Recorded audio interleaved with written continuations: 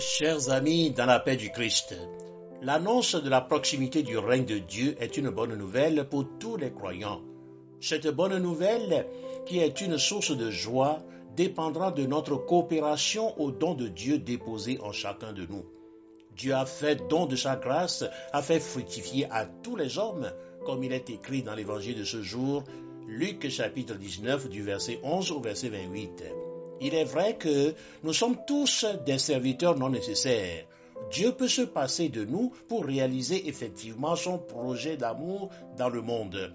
Et pourtant, il nous associe à l'accomplissement de ses œuvres.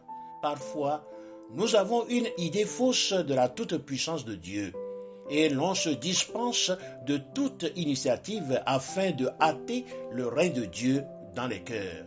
C'est le cas du troisième serviteur de la parabole. La vérité des propos de ce serviteur paresseux a été mal appliquée.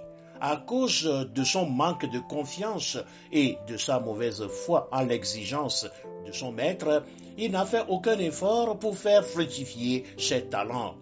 C'est vrai ce qu'il a dit au sujet de son maître. Tu retires ce que tu n'as pas déposé, tu moissonnes ce que tu n'as pas semé. Seul Dieu a le pouvoir de faire exister ce qui n'avait pas d'existence. Malgré cela, il a avoir besoin de nous. C'est ce que ce mauvais serviteur n'avait pas compris. Mes chers amis, grâce à la foi, il nous faut convertir notre relation assujettie à Dieu à une relation d'affection filiale. La toute-puissance de Dieu n'est pas une puissance dominatrice ni oppressive. C'est la toute-puissance de son amour. Ne négligeons pas nos services sous prétexte que Dieu peut tout sans nous. Pour bien agir, nous avons besoin de recevoir la mission venant de Dieu.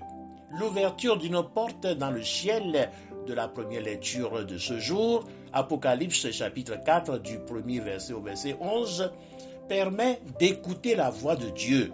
De cette ouverture, l'apôtre Jean a pu voir la disposition de la cour céleste pour le jugement à la fin des temps.